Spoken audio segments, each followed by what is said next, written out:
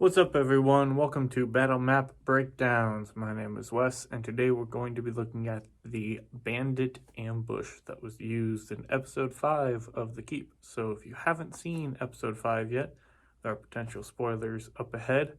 And just a little note, this is the standard pieces that I'm going to be using for a lot of the planes and roadway travel. So if you don't see a breakdown of every map we use, it's because I'm going to be using a lot of the same pieces, so it would get rather repetitive. So this will cover episode 5's encounter and the general traveling encounters. If there's any new pieces or unique pieces that I happen to use, I'll be sure to include that in a later breakdown. But if you see an episode with a map and there isn't a breakdown that follows it, it's because you probably have already seen a lot of the pieces that are used. They're just maneuvered around to make it a little bit different.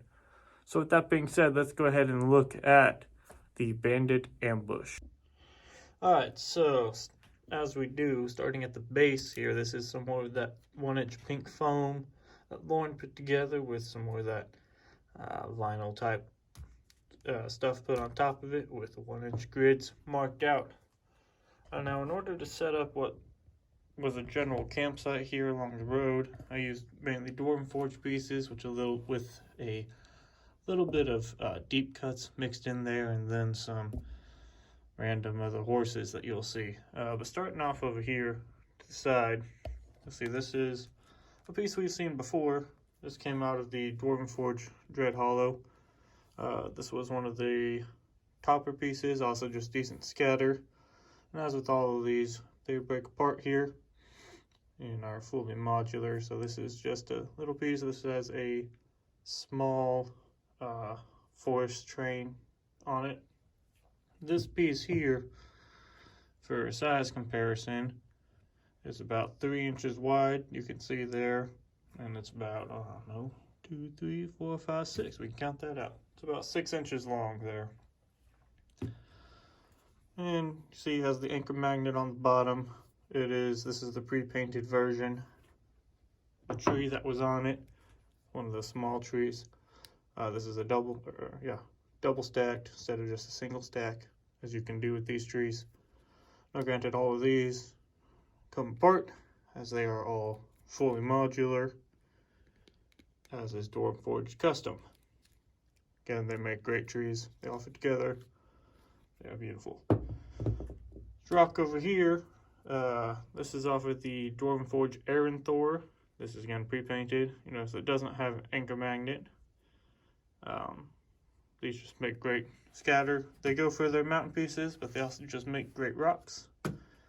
This little rock formation over here is one of these, just replicated, same piece.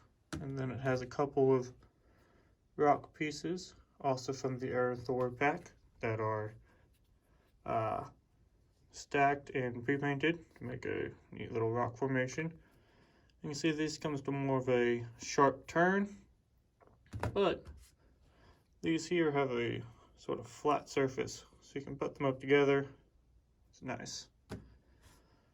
You'll notice these do not have anchor magnets either, as they are meant for more scatter. And then at the back of it, back here, is just another one of these pieces that we saw earlier. Exact same piece with another 3-stack small tree on top of it. These are pieces we've seen before in our Goblin Cave. These are Dwarven Forge pre-painted bedrolls.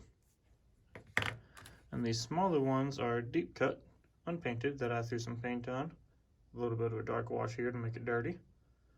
There you go, now it's focusing. So you can kind of see that. And then in that same pack, you get a couple bedrolls. See if we'll focus on it, there it goes. So these are just some bedrolls that I threw some brown paint on, and then a nice little dark wash, and they turned out all right.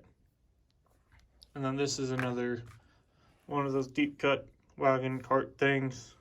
Like I said, we like to use these. We use a lot of them. So This was an unpainted one, just threw some brown paint and a little bit of wash on it. Turned out all right. And this little campfire here, I believe this is another deep cuts, unpainted. See, this here is a little fire. No LEDs or anything in this one, nothing fancy, just simple paint and plastic. And then this here, focus, come on, maybe not. This here is it's too thin. Can't focus on it. Put my hand back there. Ooh, would you look at that? I'm figuring things out, y'all. This here's a little rabbit, sort of skinned up. Again, these are unpainted, just threw a little bit of paint on there.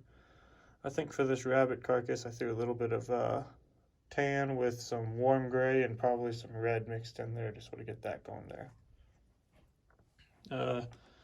Now for the horses, we had to figure out horses a while ago. And so these two here are deep cut horses you can get. This one was painted by Lauren, so you can see the beautiful detail on it. This one was painted by myself, a little less detailed.